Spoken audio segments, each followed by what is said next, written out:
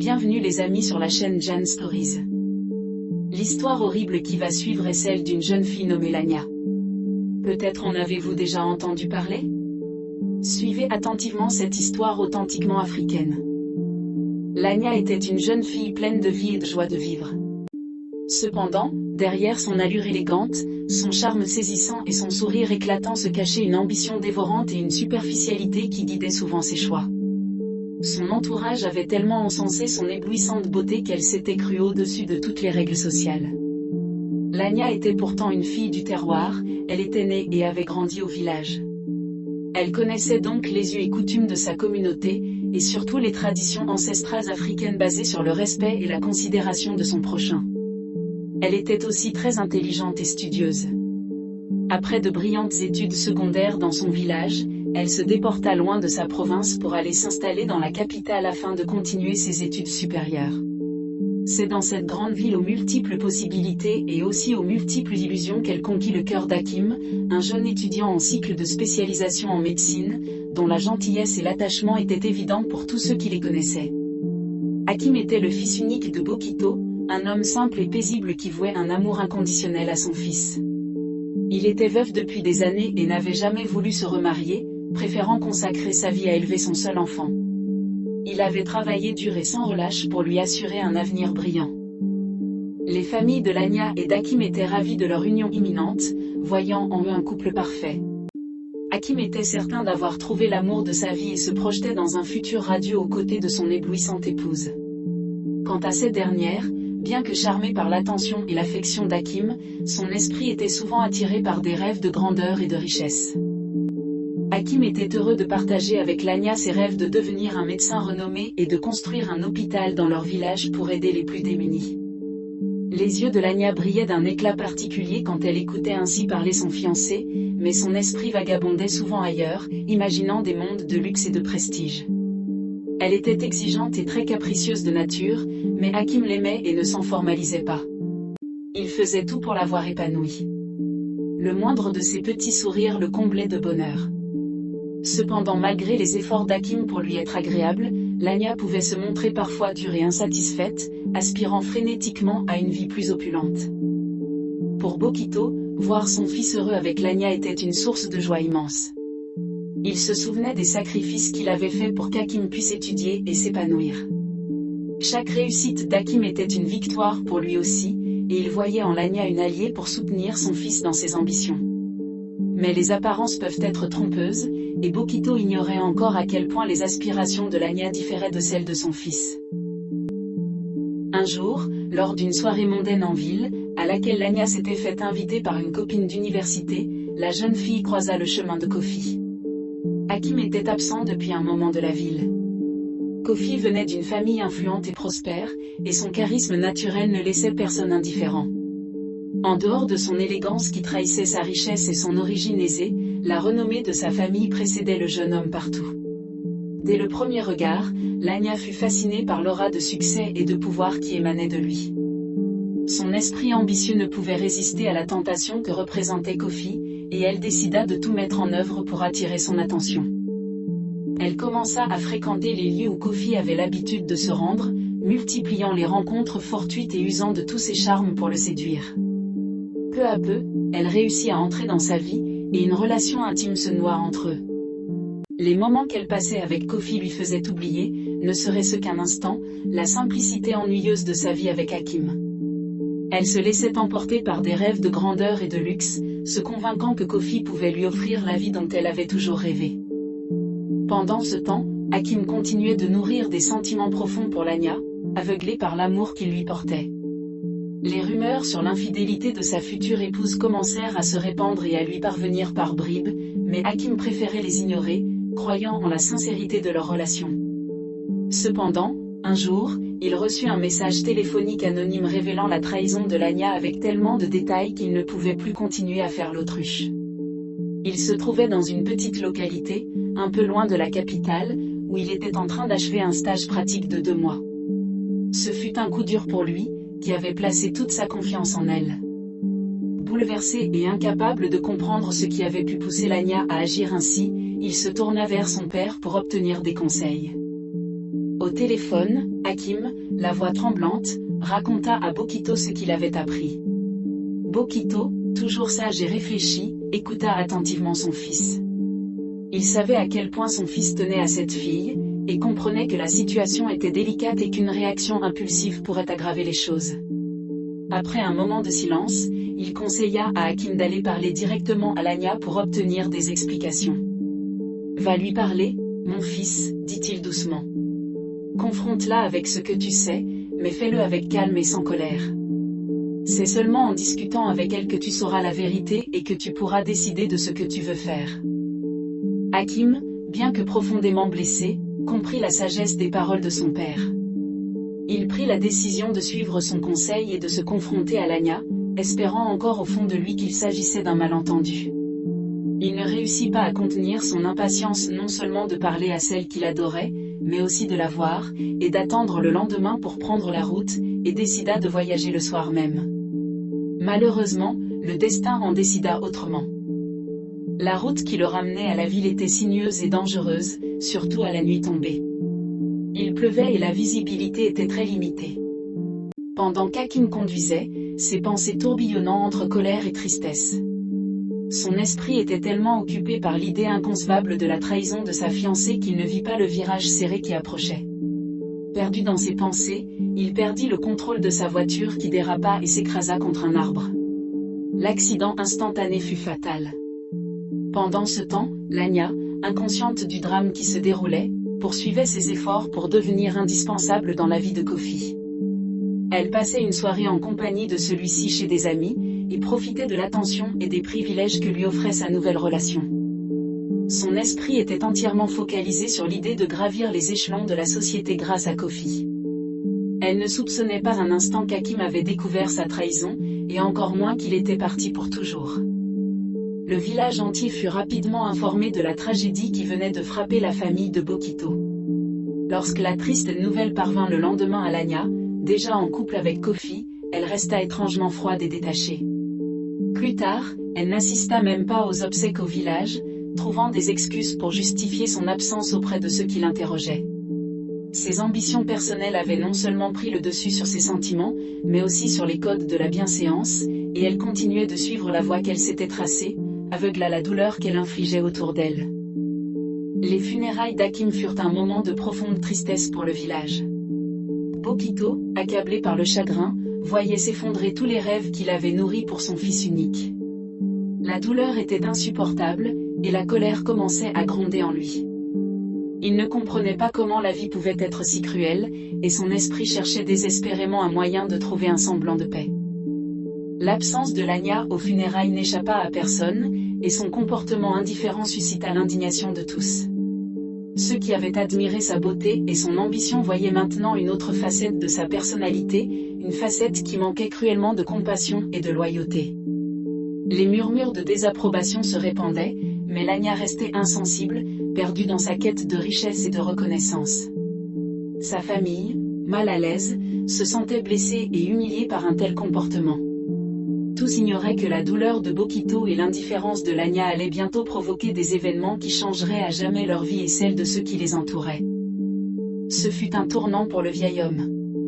La perte de son fils et l'attitude de Lanya firent naître en lui une détermination farouche. Il sentait qu'il devait agir, non seulement pour apaiser sa propre douleur, mais aussi pour venger la mémoire de son fils. Ainsi commençait à se dessiner un plan dans son esprit, un plan qui ferait appel à des forces anciennes et puissantes pour rétablir un semblant de justice dans son monde bouleversé. Dans son village, les légendes et les traditions avaient toujours joué un rôle important. Bokito, homme de foi et de coutume, décida de chercher l'aide d'une prêtresse, qu'on disait fille de la déesse des eaux, une figure mystique connue pour son pouvoir et sa nature perverse. La prêtresse, vivant à l'écart du village près d'une rivière sacrée, était crainte, voire redoutée pour ses connaissances et ses liens avec des forces occultes. Bokito se rendit auprès d'elle, portant en lui une résolution inébranlable. À son arrivée, il expliqua sa peine et son désir de vengeance. La prêtresse, sentant l'intensité de son chagrin, accepta de l'aider, mais à un prix, en échange de sa vie. Elle demanda au vieil homme de revenir le lendemain en pleine nuit avec une carte de visite de son fils, s'il était d'accord. Sans aucune hésitation, Bokito se présenta le lendemain soir. La sorcière lui présenta dans un bel écrin noir une broche en or en forme de crevette. Cette broche est magique, lui expliqua-t-elle. Elle est empreinte d'un pouvoir ancien et redoutable. L'esprit destiné à punir celle qui a trahi et fait mourir ton fils y est enfermé. Elle referma l'écrin et le tendit à Bokito, en lui expliquant comment utiliser la broche. Il devait donner le cadeau à Lanya lors de son mariage avec Kofi, en prétendant qu'il s'agissait d'un cadeau qu'Hakim avait acheté peu avant sa mort, avec pour ultime désir de la voir heureuse. Cette fausse générosité ajouterait une touche de cruauté subtile à la vengeance, en enveloppant Lanya dans un sentiment de culpabilité qu'elle ne pourrait ignorer. Sur la carte de visite d'Hakim, la sorcière avait, avec une imitation parfaite de l'écriture du jeune homme, écrit « à ma Lanya, la plus belle ». Elle la glissa dans une enveloppe et la remit aussi à Bokito pour accompagner le cadeau maudit. Quelques mois plus tard, Kofi demanda officiellement la main de Lanya. Une telle demande était un honneur et une grande source de joie pour la famille de la jeune fille. On oublia très vite que son comportement avait choqué et scandalisé le monde peu de temps auparavant, à la mort d'Hakim, et à quel point on avait condamné sa conduite inqualifiable. Seul ce qu'elle valait à présent comptait, c'est-à-dire un exemple de réussite en devenant la fiancée de Kofi et bientôt un membre à part entière d'une des plus prestigieuses familles du pays. Le jour du mariage approchait rapidement. Les familles et les amis se préparaient à la cérémonie, ayant déjà relégué le souvenir d'Hakim au passé et aux oubliettes, et ignorant surtout les ténèbres qui planaient. Bokito, malgré la douleur qui l'habitait, parvint à dissimuler ses véritables intentions. Il attendit le moment parfait pour offrir la broche à Lanya. Lors d'une réception avant le mariage, il s'approcha d'elle, tenant la broche dans ses mains tremblantes mais déterminées. Lanya, commença-t-il avec une voix empreinte d'une tristesse profonde, en lui remettant d'abord l'enveloppe. J'ai trouvé ceci dans ses affaires. Hakim tenait à toi plus que tout au monde. J'ai compris que peu avant sa mort, il avait acheté ce cadeau pour toi, tu sais combien il aimait te voir heureuse. Je suis sûr qu'où qu'il soit aujourd'hui, il voudrait que tu aies cela en ce jour spécial. Il lui tendit la broche, les larmes aux yeux, jouant parfaitement le rôle d'un père en deuil voulant honorer les dernières volontés de son fils. Lanya, touchée par ce geste et ignorant le mal qui l'accompagnait, accepta la broche avec une légère émotion. Elle froissa rapidement la carte et l'enveloppe, les jeta au sol, et épingla la broche à sa robe, en affichant une légère grimace de remerciement, croyant à l'histoire que Bokito lui avait racontée. Mais la broche, imprégnée de la malédiction, commença immédiatement à agir. Celle-ci était que chaque fois que Lanya serait enceinte, l'esprit maléfique enfermé dans le bijou habiterait son ventre, transformant ses enfants en créatures mi-crapauds, mi-humains, incapables de survivre au-delà de 3 mois. Les jours suivants, Lanya et Kofi se marièrent dans une grande célébration. Bokito, ayant accompli sa vengeance, savait que si tout se passait comme prévu, l'ombre de la malédiction planait déjà sur cette union.